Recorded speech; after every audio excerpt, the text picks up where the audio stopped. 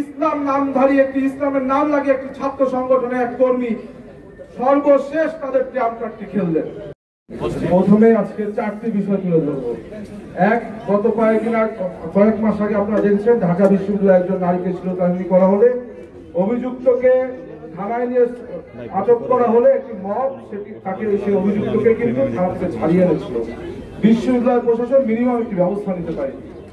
গত কয়েকদিন আগে নির্বাচন শুরুকালীন সময় দেখেছেন যারা অনাবাসিক শিক্ষার্থী তারা যেন ভোট দিতে আগ্রহ হারায়, এই জন্য বলা হয়েছে তারা দীর্ঘদিন ধরে তাদের যে হল কার্ড রিনিউ করে না, সে হল কার্ড রিনিউ করতে হবে।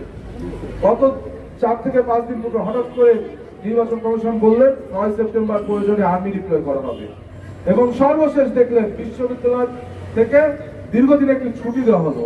এই 4টি ঘটনা নিশ্চয় বিচ্ছিন্ন কোনো ঘটনা নয়, সকল ঘটনাই হলো এই নির্বাচন থেকে, ডাকসু নির্বাচন থেকে শিক্ষার্থীরা যেন আগ্রহ হারায় সেই ঘটনার কিন্তু একটি প্লট।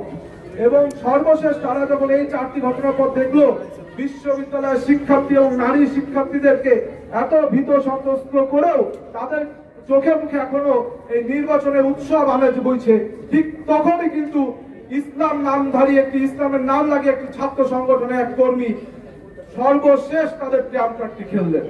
কিন্তু আমার বিশ্বাস ঢাকা বিশ্ববিদ্যালয়ের নারী শিক্ষার্থীরা, ঢাকা বিশ্ববিদ্যালয়ের প্রকৃত শিক্ষার্থীরা এই দুষ্কৃতিকারী এবং কালপিট যারা আছে 9 সেপ্টেম্বর ব্যালটের মাধ্যমে তাদের বিপক্ষে কিন্তু রায় দিবে।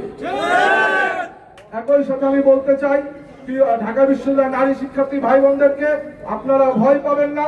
আমরা বাংলাদেশ জাতীয়তাবাদী ছাত্র দলের প্রত্যেকটি নেতাকর্মী আপনাদের সাথে আছি।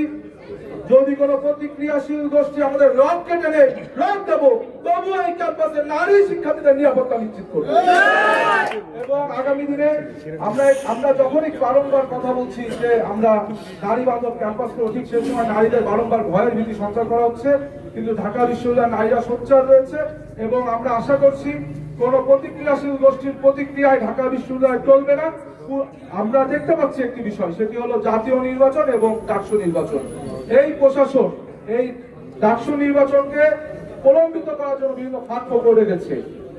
জাতীয় নির্বাচনকে যারা বিলম্বিত করবে, ডাকসু নির্বাচনকে যারা বিলম্বিত করতে চাইবে, ঢাকা বিশ্ববিদ্যালয়ের শিক্ষার্থীরা তাদেরকে লাল কার্ড দেখাবে। যথা সময় ডাকসু নির্বাচন 9 সেপ্টেম্বর হতে হবে, জাতীয় নির্বাচন ফেব্রুয়ারিতে হতে হবে, এইটাই আমাদের দাবি। এবং ইনশাআল্লাহ এই যে আলী হোসেন নামক একজন শিক্ষার্থী, তার বিরুদ্ধে ঢাকা বিশ্ববিদ্যালয় প্রশাসন ঘটনার প্রায় 24 ঘন্টা পার হতে চলেছে, এখনো কোনো ব্যবস্থা নেয়নি। আমরা এই মাজা ভাঙা প্রশাসনকে বলি, মাজা শক্ত করে দাঁড়ান, নিজেদের দায়িত্ববোধ পালন করুন, আর দায়িত্ব পালন করতে ব্যর্থ হলে ব্যর্থতা স্বীকার করে নতুন কাউকে দায়িত্ব দিন। সবাইকে ধন্যবাদ। আসসালামু আলাইকুম।